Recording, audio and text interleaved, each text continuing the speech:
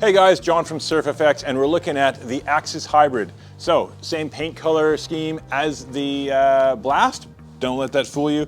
This is more of the kind of wingboard slash downwind board hybrid, which also makes it fantastic for stuff like foil driving and in the bigger sizes for sup foiling, because you got a little bit more length to it, so you can paddle it on nice.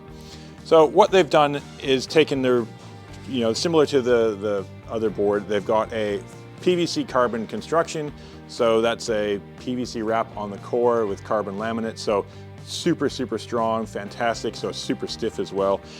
Their deck grip on these, they use a nice corduroy cut, and they use all the little markings. So you go, what are they for? So you can kind of get a visual reference of where your feet are. And if you kind of take note in your head where your foil is, you can really hop to your feet much cleaner and not have to shuffle around as much.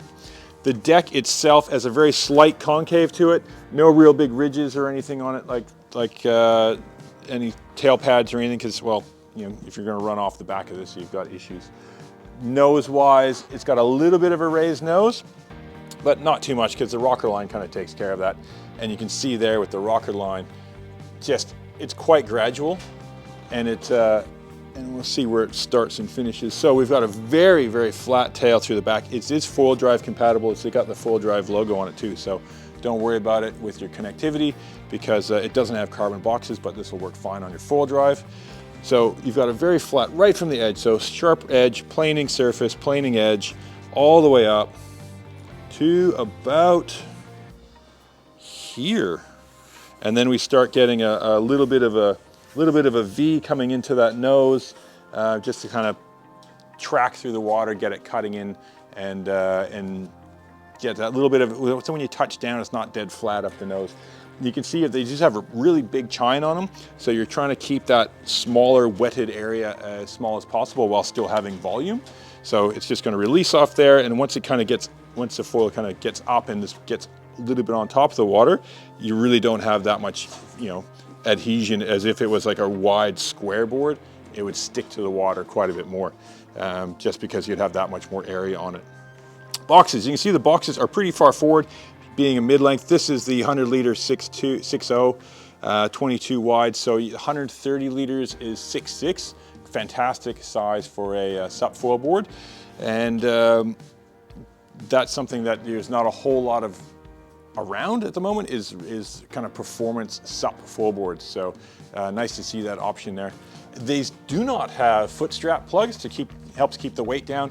And look, to be honest, the variety of sports that you can do with this, the mid-length kind of setup, having foot strap inserts, you need a lot, because winging you'll be more forward, supping you'll be in a different position. If you had your foil drive on here and you wanted to do that with foot straps, some guys are doing that, you're going to be totally different spot again, especially when you do the on and off wave transfer and you're shifting all over the place. So nice to see a good mid-length board, especially one coming in that kind of more suppleable size than the bigger ones. But it's all about that kind of quick release and getting the length. So when your board moves fast through the water, all the new high aspect wings need some speed to lift. This helps the board and the foil get that speed in order to get lifting. So great option for big guys too, like me. So handle on the bottom, none on the top, that's fine. It's pretty chunky, so you can get your hand right in there. Some of them are lately have been coming in a bit shallow. That one's got some nice depth in it, so I can get my, my first 2 knuckles in there comfortably. So these boards come in 1 every 10 liters, so they cover pretty much everything. If you wanted it as like the foil drive board, perfect. The smaller one's great for that. Then you get into the faster, smaller wing size boards.